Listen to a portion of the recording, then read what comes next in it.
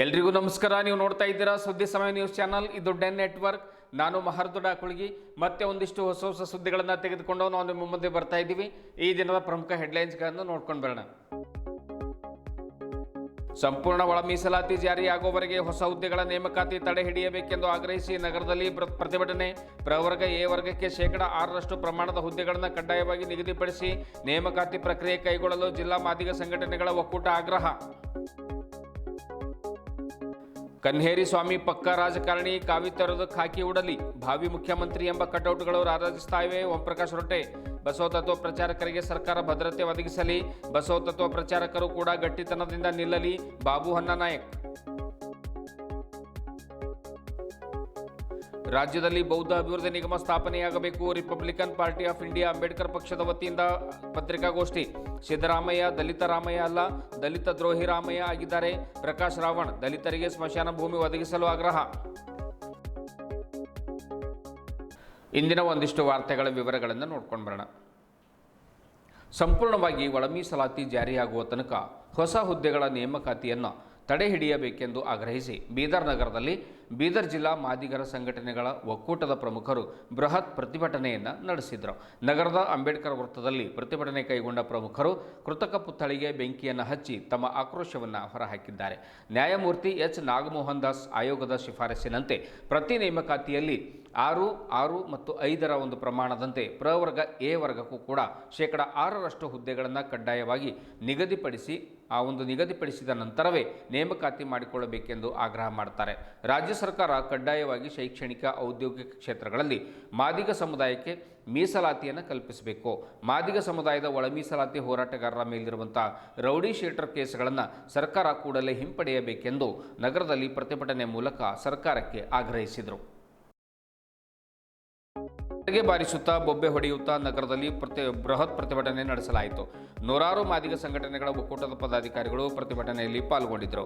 ನಾಳೆ ಬಜೆಟ್ ಮಂಡನೆ ಇರೋದರಿಂದ ಇಂದು ನಗರದಲ್ಲಿ ಹಲವು ಬೇಡಿಕೆಗಳನ್ನು ಈಡೇರಿಸಬೇಕೆಂದು ಹೋರಾಟ ಮಾಡಿದ ಸನ್ನಿವೇಶ ಕಂಡುಬಂತು.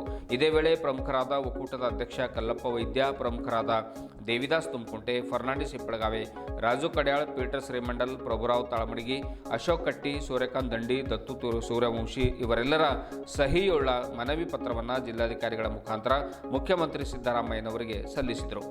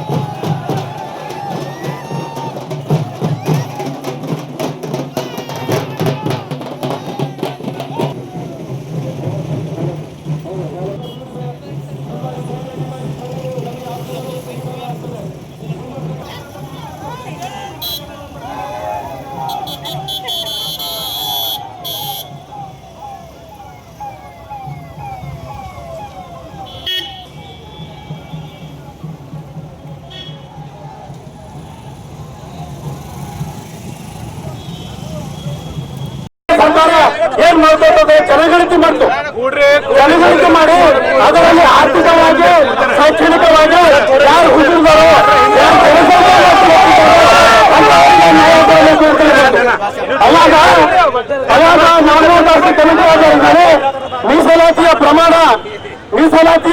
ಮಾಡಿ 665 ಅಂತ ಕೊಡ್ತು. ಅದಕ್ಕಿಂತ ಮುಂಚೆ 6-5ರಷ್ಟು ಮಾದಿಗರಿಗೆ ಮೀಸಲಾತಿ ಸಿಗಬೇಕಂತೇಳಿ ರಾಜಮೋಹನ್ ದಾಸ್ ನಿರ್ಣಯ ಆಯ್ತು. ಆದರೆ ನಮಗೆ ಬೇಕಾದ ಸಂಘ ಪರಿವಾರ ಮತ್ತು ಭಾರತ ಸರ್ಕಾರದ ಸುಪ್ರೀಂ ಪವರ್ ಮೋಹನ್ ಭಾಗವತ್ ಅವರ ಪ್ರಚೋದನೆಯಿಂದ ಕನ್ನೇರಿ ಸ್ವಾಮಿ ಬಸವ ಸಂಸ್ಕೃತಿ ಅಭಿಯಾನದ ರೂವಾರಿಗಳಿಗೆ ಅವಾಚ್ಯ ಶಬ್ದಗಳಿಂದ ಮಾತನಾಡ್ತಾ ಇದ್ದಾರೆ. ಕೂಡಲೇ ಇದನ್ನು ನಿಲ್ಲಿಸಬೇಕೆಂದು ಓಂ ಪ್ರಕಾಶ್ ರೊಟ್ಟೆ ಪ್ರತಿಪಾದಿಸಿದರು.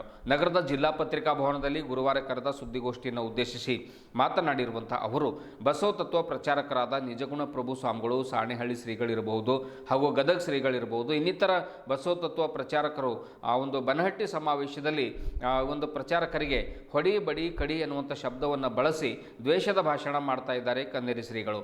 ಬಸವ ತತ್ವ ಪ್ರಚಾರಕರಿಗೆ ಬಸವ ತಾಲಿಬಾನಿಗಳೆಂದು ಹೇಳುವ ಮೂಲಕ ನೀವು ಯಾವ ರೀತಿಯಾಗಿ ತಾಲಿಬಾನಿಗಳಿದ್ರಿ ಎನ್ನುವಂಥ ಪ್ರಶ್ನೆಯನ್ನು ಓಂ ಪ್ರಕಾಶ್ ರೊಟ್ಟೆ ಮಾಡ್ತಾರೆ. ಕಾವಿಯನ್ನು ಕಳಚಿ ಖಾದಿಯನ್ನು ಧರಿಸಿ ಚುನಾವಣೆಗೆ ಸ್ಪರ್ಧೆ ಮಾಡಲಿ ಕನ್ನೇರಿ ಶ್ರೀಗಳು. ಏಕೆಂದರೆ ಈಗಾಗಲೇ ಕನ್ನೇರಿ ಶ್ರೀಗಳು ಭಾವಿ ಮುಖ್ಯಮಂತ್ರಿ ಎನ್ನುವಂತಹ ಕಟೌಟ್ಗಳು ಬಬಲೇಶ್ವರದಲ್ಲಿ ರಾರಾಜಿಸ್ತಾ ಇವೆ. ಬಸವಾದಿ ಶರಣರಿಗೆ ವಧೆ ಮಾಡಿದವರು ಯಾರು ಎಂಬುದನ್ನು ಕನ್ನೇರಿ ಸ್ವಾಮಿಗಳು ಉತ್ತರಿಸಬೇಕು ಅನ್ನುವಂಥ ಮಾತನ್ನು ಕೂಡ ರೊಟ್ಟೆ ಹೇಳ್ತಾರೆ. ಸಿಪಿಐ ಪಕ್ಷದ ಮುಖಂಡರಾದ ಬಾಬು ಹೊನ್ನನಾಯಕ್ ಮಾತನಾಡಿ, ಮೂಢನಂಬಿಕೆ ವಿರುದ್ಧ ತಮ್ಮ ವಾಣಿ ಮೂಲಕ ಜಾಗೃತಿ ಮೂಡಿಸುತ್ತಿರುವ ನಿಜಗುಣಾನಂದ ಸ್ವಾಮಿಗಳ ಮೇಲೆ ದ್ವೇಷ ಕಾರುತ್ತಿರುವ ಕನ್ನೇರಿ ಸ್ವಾಮಿ ವಿರುದ್ಧ ಸರ್ಕಾರ ಕೂಡಲೇ ಕ್ರಮ ಕೈಗೊಳ್ಳಬೇಕು. ನಿಜಗುಣಾನಂದ ಸ್ವಾಮಿಗಳು ಸೇರಿದಂತೆ ಬಸವ ತತ್ವ ಪ್ರಚಾರಕರಿಗೆ ಸರ್ಕಾರ ಭದ್ರತೆಯನ್ನು ಒದಗಿಸಬೇಕು. ದಾಬೋಲ್ಕರ್, ಎಂಎಂ ಕಲಬುರ್ಗಿ, ಪನ್ಸಾಲೆ, ಗೌರಿ ಲಂಕೇಶ್ ರೀತಿಯಲ್ಲಿ ಇವರ ಮೇಲೂ ಶಾರೀರಿಕ ದಾಳಿ ಆಗುವುದಿಲ್ಲ ಎನ್ನುವುದಕ್ಕೆ ಏನು ಗ್ಯಾರಂಟಿ ಎನ್ನುವಂಥ ಪ್ರಶ್ನೆಯನ್ನು ಮಾಡ್ತಾರೆ. ಆರ್ಪಿಐ ಅಂಬೇಡ್ಕರ್ ಪಕ್ಷದ ರಾಜ್ಯ ಸಂಯೋಜಕ ಮಹೇಶ್ ಮಾತಾಡ್ತಾರೆ. ಭಾರತೀಯ ಬಸವ ದಳದ ಜಿಲ್ಲಾಧ್ಯಕ್ಷ ಜಗದೀಶ್ವರ್ ಬಿರಾದಾರ್ ಕೂಡ ಮಾತಾಡ್ತಾರೆ. ಕ್ರಾಂತಿವೀರ ಸಂಗೊಳ್ಳಿ ರಾಯಣ್ಣ ಸಂಘದ ಅಧ್ಯಕ್ಷ ಸಂತೋಷ್ ಜೋಳದಾಪ್ಕೆ, ಆಮ್ ಆದ್ಮಿ ಪಕ್ಷದ ಜಿಲ್ಲಾಧ್ಯಕ್ಷ ಸಿದ್ದು ಪುಲಾರಿ, ಪ್ರಗತಿಪರ ಹೋರಾಟಗಾರರಾದ ರಾಜ್ಕುಮಾರ್ ಪಾಟೀಲ್, ಅಂಬೇಡ್ಕರ್ ತತ್ವ ಚಿಂತಕ ಪ್ರಕಾಶ್ ರಾವಣ ಸೇರಿದಂತೆ ಹಲವರು ಪತ್ರಿಕಾಗೋಷ್ಠಿಯಲ್ಲಿ ಉಪಸ್ಥಿತರಿದ್ದರು. ಏನು ಪ್ರಿಯಂಬಲ್ ತೊಗೊಂಡು ಕೆಲಸ ಮಾಡಬೇಕು, ಅದು ಸಂವಿಧಾನ ಪ್ರಿಯಂಬಲ್ ತೊಗೊಂಡು ಕೆಲಸ ಮಾಡೋದಿಲ್ಲ. ಈಗ ಕೋಮುವಾದಿ ಸಂಘಟನೆಗಳದ್ದು ಮೆಂಬರ್ ಕೂಡ ಆಗಿದ್ದಾರೆ. ಈಗ ನಾವು ಪತ್ರಿಕಾಗೋಷ್ಠಿಯಿಂದ ಮುಖ್ಯವಾಗಿ ಕೇಳೋದೇನೆಂದ್ರೆ, ಒಂದೇನು ನಿಜಗುಣಾನಂದ ಸ್ವಾಮಿಯವ್ರ ಮೇಲೆ ಏನು ಅಟ್ಯಾಕ್ ಆಗ್ತಾಯಿದೆ, ಓರಲ್ ಅಟ್ಯಾಕ್. ಈ ಓರಲ್ ಅಟ್ಯಾಕ್ ಮುಂದೆ ಫಿಸಿಕಲ್ ಅಟ್ಯಾಕ್ ಆಗೋಂಥ ಚಾನ್ಸಸ್ ಇದೆ. ಹೀಗಾಗಿ ಅವರಿಗೆ ರಕ್ಷಣೆ ಕೊಡಬೇಕು. ಮತ್ತು ಈ ಕೋಮುವಾದಿ ವಿಚಾರದಿಂದ ಏನು ಪ್ರಚಾರ ಮಾಡ್ತಾ ಇದ್ದಾರೆ, ಬಾಯಿಗೆ ಬಂದಂಥ ಕಾವಿ ಹಾಕಿ ಇವತ್ತು ಬಾಯಿಗೆ ಬಂದಂಥ ಮಾತಾಡಬಾರ್ದು. ನಮ್ಮ ದೇಶ ಪ್ರಜಾಪ್ರಭುತ್ವ ದೇಶ, ಸೆಕ್ಯುಲರ್ ಇದ್ದಂಥ ದೇಶ, ಸಂವಿಧಾನಬದ್ಧವಾಗಿ ನಡೆಯುವಂಥ ದೇಶ. ಇಂಥದ್ರಲ್ಲಿ ಧರ್ಮ ಮತ್ತು ರಾಜಕೀಯ ಬೆಳೆಸಿ ಒಂದೇ ಮಿಕ್ಸರ್ ಮಾಡಿ ಏನು ಕನ್ನೇರಿ ಸ್ವಾಮಿಯವ್ರು ಮಾತಾಡ್ತಿದ್ರೆ ಅದಕ್ಕೆ ಸರ್ಕಾರ ತೀವ್ರವಾಗಿ ಗಮನಿಸಿ ಅಂಥವ್ರ ಮೇಲೆ ಆ್ಯಕ್ಷನ್ ತೊಗೊಳ್ಬೇಕು. ಯಾಕಂದರೆ ಇವತ್ತು ನಾವು ನೋಡ್ತಾ ಇದ್ದೇವೆ, ಕಾವಿ ಹಾಕಿದಂಥ ಜನ ಖಾದಿ ಮಾತಾಡ್ಲತ್ತಾರ, ಖಾದಿ ಹಾಕಿದಂಥ ಜನ ಕಾವಿಗಳು ಕಾಲು ಹೋಗಿ ಬೀಳ್ತಾ ಇದ್ದಾರೆ. ಈ ಹಿನ್ನೆಲೆಯಲ್ಲಿ ಈ ಕರ್ನಾಟಕ ಸರ್ಕಾರ ಕೂಡ ಕೋಮುವಾದ ಪ್ರೋತ್ಸಾಹನೆ ಕೊಡುವಂಥ ಕೆಲವು ಕೆಲಸಗಳು ಮಾಡ್ತಾ ಇದ್ದ ನೋಡ್ತಾ ಇದ್ದೇವೆ. ಮೊನ್ನೆ ಯುದ್ಧದ ಬಗ್ಗೆ ಮಾತಾಡ್ತಾ ಹೊತ್ತಿಗೆ ಈ ಪರಮೇಶ್ವರ್ ಮಾತಾಡಿದ್ರು, ಯಾರಾದರೂ ಪ್ರತಿಭಟನೆ ಮಾಡಿದ್ರೆ ನಾವು ಅರೆಸ್ಟ್ ಮಾಡ್ತೇವೆ ಅಂತೇಳಿ. ಹೀಗಾಗಿ ಕೋಮುವಾದ ಮೊನ್ನೆ ಬಸವಕಲ್ಯಾಣ ಆದಂಥದ್ದು ಕೂಡ ಅದು ಕೋಮುವಾದೆ. ಅದಕ್ಕೆ ಸರ್ಕಾರ ಅನಲೈಸಿಸ್ ಮಾಡಬೇಕು. ಅನಲೈಸಿಸ್ ಮಾಡಿದ್ರೆ ಎರಡೂ ಸಮುದಾಯದಲ್ಲಿ ಏನಿದ್ದಾರ ಅಂಥ ಜನ ಮೇಲೆ ಆ್ಯಕ್ಷನ್ ತೊಗೊಳ್ಬೇಕು. ಮತ್ತು ಯಾಕಂದರೆ ಈಗ ಮಹಾರಾಷ್ಟ್ರದಲ್ಲಿ ನಾವು ನೋಡಿದ್ದೆವು ವಿರಾಟ್ ಹಿಂದೂ ಸಮಾವೇಶಗಳು. ಈ ವಿರಾಟ್ ಹಿಂದೂ ಸಮಾವೇಶಗಳು ಎಲ್ಲಿ ಅದು ಅಲ್ಲಿ ಭಾಳಷ್ಟು ಕಡೆ ದಂಗಾ ಫಸದ್ಗಳು ಅದು. ನಮ್ಮ ಕರ್ನಾಟಕದಲ್ಲಿ ಕೂಡ ವಿರಾಟ್ ಹಿಂದೂ ಸಮಾವೇಶ ಮಾಡ್ತಾ ಅದರಲ್ಲಿ ಸೆಕ್ಯುಲರ್ ಇದ್ದಂಥ ಕಾಂಗ್ರೆಸ್ ಕಾರ್ಯಕರ್ತರು, ಕಾಂಗ್ರೆಸ್ ಲೀಡರ್ಗಳೆಲ್ಲ ಭಾಗವಹಿಸ್ತಾರೆ. ಇದು ಕಾಂಗ್ರೆಸ್ ಸರ್ಕಾರ ಮಾಡೋಂಥ ದೊಡ್ಡ ತಪ್ಪು. ಹೀಗಾಗಿ ಇವತ್ತು ಏನು ಧರ್ಮ ಮತ್ತು ರಾಜಕೀಯ ಮಿಕ್ಸರ್ ಮಾಡಿ ಏನು ಕನ್ನೇರಿ ಸ್ವಾಮಿಯವರು ಮಾತಾಡ್ತಿದ್ದಾರೆ, ಅದಕ್ಕೆ ನಾವು ತೀವ್ರ ಖಂಡನೆ ಮಾಡ್ತೇವೆ. ನಿಜ ನಡೆದಂಥ ಏನು ಕ್ರಾಂತಿ ನಡೀತು, ದತ್ತ ಕ್ರಾಂತಿ ನಡೀತು, ಆ ಶರಣರನ್ನ ರುಂಡವನ್ನ ಚಂಡಾಡಿದವರು ಯಾರು? ಮುಸಲ್ಮಾನರ ಅಥವಾ ಕ್ರಿಶ್ಚಿಯನ್ರ? ಯಾರು ಚಂಡಾಡಿದ್ರು? ಅದಕ್ಕೆ ಉತ್ತರ ಕೊಡ್ರಿ. ಇವತ್ತು ನೀವು ಮಾತಾಡ್ತಿರಲ್ಲ, ಇತಿಹಾಸ ಬಗ್ಗೆ ಮಾತಾಡ್ತಿರಲ್ಲ, ಋಗ್ವೇದದ ಬಗ್ಗೆ ಮಾತಾಡ್ತಿರಲ್ಲ, ವೈದಿಕ ಧರ್ಮ ಬಗ್ಗೆ ಮಾತಾಡ್ತಿರಲ್ಲ, ಹೇಳಿ ನೀವು. ಇವತ್ತು 12ನೇ ಶತಮಾನದ ಶರಣರ ರುಂಡವನ್ನು ಯಾರು ಚಂಡಾಡಿದರು? ಇದಕ್ಕೆ ಉತ್ತರ ಕೊಡಿ ನೀವು. ಇವತ್ತು ಯಾರು ನೀವು? ನಮ್ಮಲ್ಲಿ ಇವತ್ತು ನೀವು ಎಂತೆಂಥ ಪದ ಬಳಸ್ತೀರಿ ನೀವು. ಇವತ್ತೇನು ಹೇಳ್ತಾರೆ ಅವರು? ಈ ಬಸವ ಸಂಸ್ಕೃತಿ ಅಭಿಯಾನದವರಿಗೆ ಬಸವ ತಾಲಿಬಾನಿಗಳು. ಈಗ ನೀವು ನಿಮಗೆ ಯಾವ ತಾಲಿಬಾನಿ ಅಂತ ಕರಿಬೇಕು ನಾವು? ಇವತ್ತು ಬಸವಾದಿ ಶರಣರ ಹಿಂದೂ ಸಮಾವೇಶ, ಇದರ ಅರ್ಥ ಏನು? ನೀನು ಒಬ್ಬ ಪಕ್ಕಾ ರಾಜಕಾರಣಿ. ಶರಣರ ಸಮ್ಮೇಳನ ಅಂತ ಕಡೆ ಮಾಡ್ತಾ ಇದ್ರಲ್ಲ, ಇದು ಹಿಂದೂ ಸಮಾವೇಶ ಏನು ಮಾಡ್ತಾ ಇದ್ರಲ್ಲ, ಇದು ನೀವು ಪಕ್ಕ ರಾಜಕಾರಣಿ ಅಂತ ಈಗಾಗಲೇ ಸಿದ್ಧ ಆಗಿದೆ. ಇವತ್ತ ಭಾವಿ ಮುಖ್ಯಮಂತ್ರಿಯಿಂದ ಯಾಕೆ ಹೇಳ್ತಾ ಇದ್ದೀವಿ ನಾವು, ಇದು ಮುಚ್ಚಿ ಉಳಿದಿಲ್ಲ. ಯಾವಾಗ ಬಬಲೇಶ್ವರದಲ್ಲಿ MB ಪಾಟೀಲ್ ವಿಧಾನಸಭಾ ಕ್ಷೇತ್ರದಲ್ಲಿ ಬಸವಾದೀಶ್ವರರ ಹಿಂದೂ ಸಮಾವೇಶ ಮಾಡಿದಾಗ ಅವರ ಭಕ್ತರ ಕೈಯಲ್ಲಿ ಕಟಾವಟುಗಳು ರಾಜಾರಿಸ್ತಾ ಇದ್ದು. ಯಾವ ಕಟಾವಟುಗಳು? ಭಾವಿ ಮುಖ್ಯಮಂತ್ರಿ ಕನೇರಿ ಶ್ರೀಗಳು ಅಂತೇಳಿ ಬ್ಯಾನರ್ಗಳು ನೋಡಿದ್ದೀವಿ, ನೀವು ನೋಡಬಹುದು ಇವತ್ತು. ಅಂತ ಕಟಾವಟುಗಳು ನಾವು ಬಬಲೇಶ್ವರದ ವಿಧಾನಸಭಾ ಕ್ಷೇತ್ರದಲ್ಲಿ ಹಿಂದೂ ಸಮಾವೇಶ ಮಾಡಿದಾಗ ಆ ಬ್ಯಾನರ್ ನಾವು ಕಣ್ಣಾರೆ ನೋಡಿದ್ದೀವಿ. ಅಂದ್ರೆ ನೀನು ಮುಂದಿನ ಭಾವಿ ಮುಖ್ಯಮಂತ್ರಿ ಅಂತಕ್ಕಂಥದ್ದು ಇಲ್ಲಿ ಸಿದ್ಧ ಆಗ್ತದೆ. ಆ ಕಾರಣಕ್ಕಾಗಿ ಇವತ್ತು ಕರ್ನಾಟಕದ ಮೂಲೆ ಮೂಲೆಗಳಲ್ಲಿ ಬಸವಾದೀಶ್ವರರ ಹಿಂದೂ ಸಮಾವೇಶ ನೇತೃತ್ವವನ್ನು ಇವತ್ತು ಕನೇರಿ ಹಿರಿಯ ವಹಿಸಿಕೊಂಡಿದ್ದಾರೆ. ಅವ್ರ ಹಿಂದೆ ಇಬ್ರು ವ್ಯಕ್ತಿಗಳು, ಅವ್ರ ಮೆದುಳಿಗೂ ಮತ್ತು ಬಾಯಿಗೂ ಸಂಬಂಧ ಇಲ್ಲದಂತ ವ್ಯಕ್ತಿಗಳು ಇಬ್ರು ಇದ್ದಾರೆ ಅವ್ರ ಜೊತೆಯಲ್ಲಿ. ಈ ಮುಂಚೆ RSSನವರ ವೇದಿಕೆಗಳಲ್ಲಿ ಈ ಮೋಹನ್ ಭಾಗವತ್ ಅವರ ಜೊತೆ ಕಂಡವರು. ಅಂದ್ರೆ ಕನೇರಿ ಶ್ರೀಗಳಿಗೆ RSSನ ಅಭಯ ಇದೆ ಅಂತ ಸಿದ್ಧ ಆಗ್ತದೆ. RSSನ ಅಭಯದಲ್ಲಿ ಅವರು ಲಿಂಗಾಯತರನ್ನ ಬೆದರಿಸಲು ಪ್ರಯತ್ನ ಮಾಡ್ತಾ ಇದ್ದಾರೆ. ಇದು ಅತಿರೇಕದ ಮಾತು, ಸಮಾಜದಲ್ಲಿ ಅಶಾಂತಿ ಹರಡಿಸ್ತಕ್ಕಂಥ ಮಾತಿದು. ಇದು ಧರ್ಮದ ಹೆಸರಿನಲ್ಲಿ ಯುವಕರಿಗೆ ಪ್ರಚೋದಿಸಿ ವಿಚಾರವಾದಿಗಳನ್ನ ಕೊಲೆ ಮಾಡಬೇಕು ಅಂತ ಉದ್ದೇಶ ಇಟ್ಕೊಂಡು ಈ ರೀತಿಯ ಮಾತುಗಳು ಆಡ್ತಾ ಇದ್ದಾರೆ ಅಂತ ಅನಿಸ್ತಾ ಇದೆ. ಹೀಗಾಗಿ ನಮ್ಮ ಲಿಂಗಾಯತ ಧರ್ಮ ಪ್ರಚಾರಕರನ್ನ, ಲಿಂಗಾಯತನ ವಿಚಾರವಾದಿಗಳನ್ನ ಅವರು ಈ ಮುಂಚೆ ನಾವು ಕಲಬುರಗಿಯವರ ಹತ್ಯೆ ಆಗಿರೋದನ್ನ ನೋಡಿದ್ದೆವು.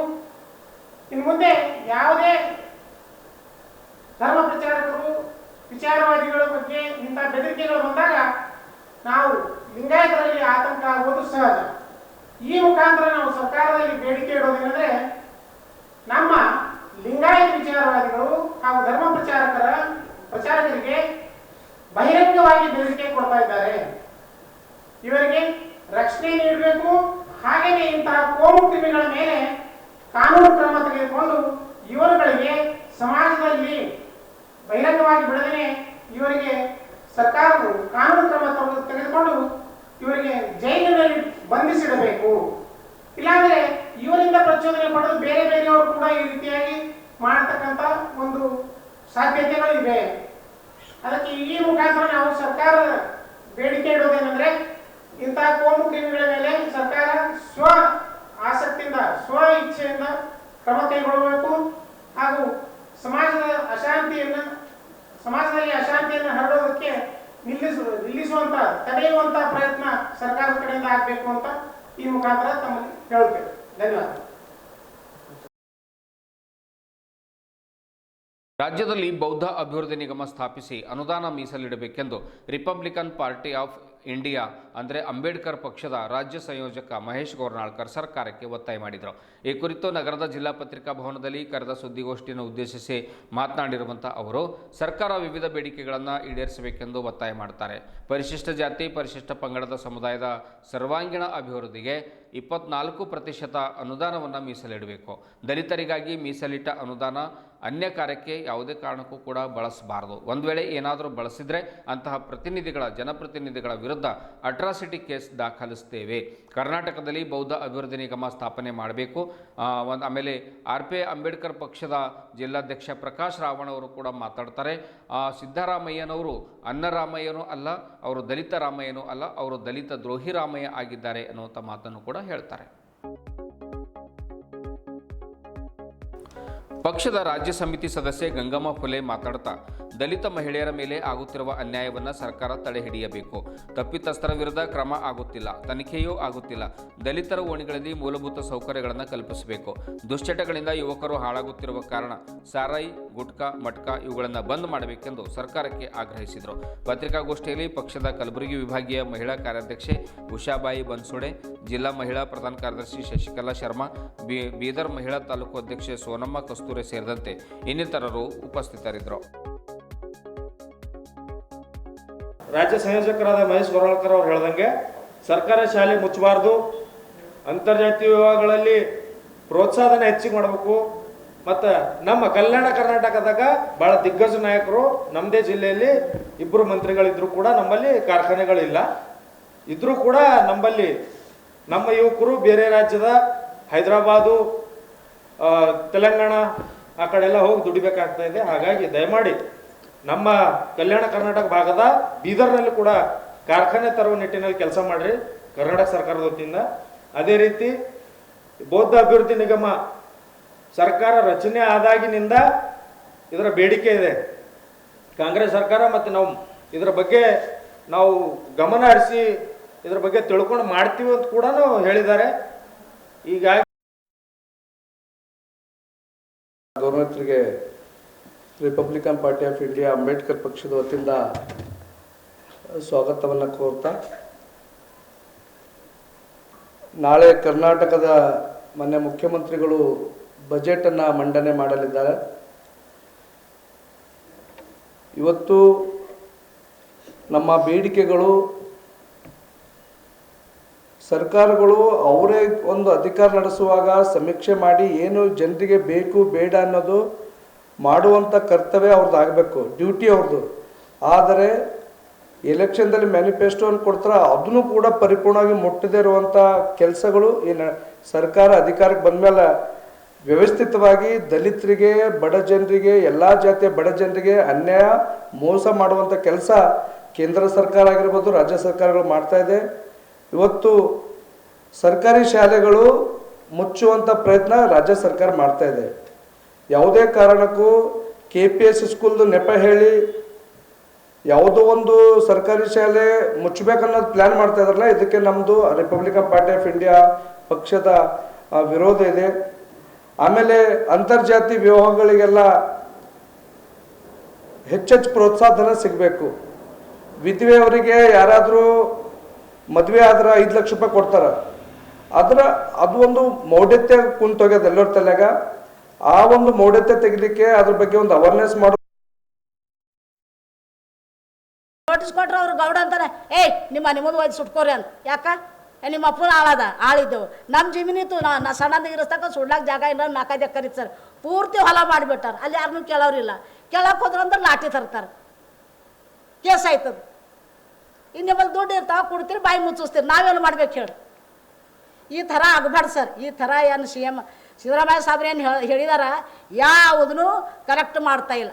ಬರೀ ಅಕ್ಕಿ ಕೊಟ್ಟೆವು, ಭಾಗ್ಯಲಕ್ಷ್ಮಿ ಕೊಟ್ಟೆವು, ನಮಗೆ ಯಾವ ಭಾಗ್ಯಲಕ್ಷ್ಮಿ ಬೇಡ, ನಿಮ್ಮ ಅಕ್ಕಿ ಬೇಡ, ನಮಗೆ ಕೆಲಸ ಕೊಡಿ, ನಾವು ದುಡಿಲಾಕ ತಯಾರಿದ್ದೇವೆ, ನಾವು ದುಡ್ಡು ತಿಂತೇವೆ, ನಮ್ಮಲ್ಲಿ ಬಾಬಾ ಸಾಹೇಬ್ ರಕ್ತ ಇದೆ, ನಾವು ದುಡಿಲಾಕ ಸಿದ್ಧ ಇದ್ದೇವೆ, ನಮಗೆ ದುಡಿಯೋ ಅಂಥ ಕೆಪಾಸಿಟಿನೂ ಇದೆ, ನಮಗೆ ಕೆಲಸ ಕೊಡಿ, ಯಾವುದೇ ಸಣ್ಣ ಪುಟ್ಟ ಕೆಲಸ ಕೊಡಿ. ಯಾರೊಬ್ಬರು ಮನೆಗೆ ನಿಮ್ಮ ಇದುವರೆಗೂ ಸುದ್ದಿ ಕೊಟ್ಟಿರುವ ನಾನು ಮಹಾರುದ್ರ ಡಾಕೊಳಿಗೆ. ಮತ್ತೆ ಮುಂದಿನ ವಾರ್ತೆಗಳೊಂದಿಗೆ ಭೇಟಿಯಾಗೋಣ. ವಂದನೆಗಳು.